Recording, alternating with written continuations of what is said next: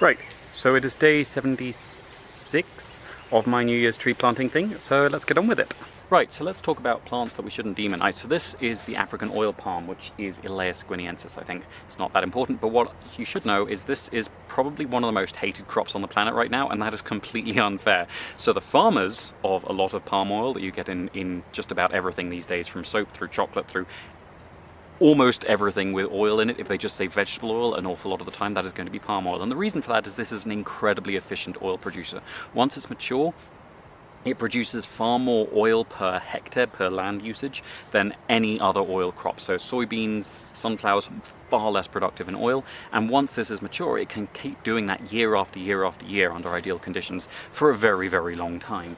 And both the fruit and the seed of the fruit produce very edible oil. They don't really need much processing. Usually the seed is boiled before the oil is extracted to make a butter that is very popular in a lot of West African cooking. This is actually native almost in Zambia, so it's known from DRC and Angola to be actually native. It is possibly native into Tanzania and Mozambique and Malawi, although whether those are very ancient escapees from sort of cultivation is unclear.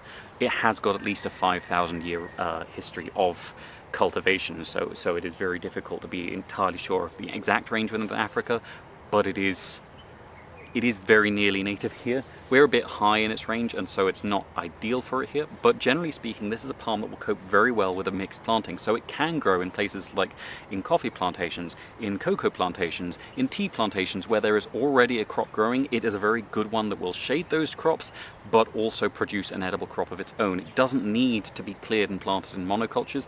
It grows very well alongside bananas, it grows very well alongside just about everything, and in Zambia, where our light is admittedly a little more intense, this is usually farmed in the lowlands, and usually naturally it grows in the lowlands. Again, we're a little high altitude for it. It is very tolerant of growing in quite a dense shade, not into deep shade, so it wouldn't like a sort of true evergreen forest, but it would very much tolerate a deciduous forest of a reasonable density, and even a gallery forest, where it will eventually become a subcanopy tree.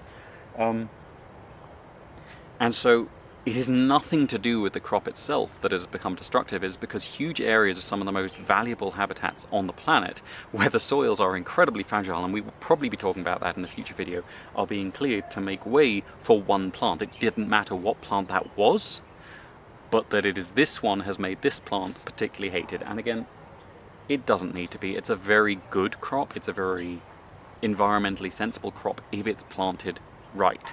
So hopefully, in my little mixed planting here, these will thrive. They will be getting shelter from the wind, which is the one thing I find they really don't like in our climate, from a line of guava trees which are immediately windward of them.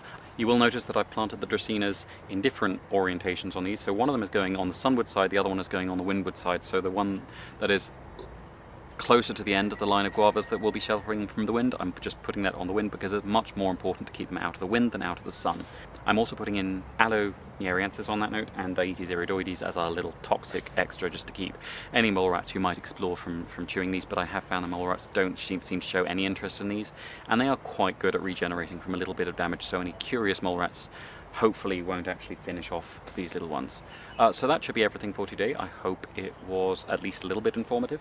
Thank you very much for watching, and please tune in again tomorrow.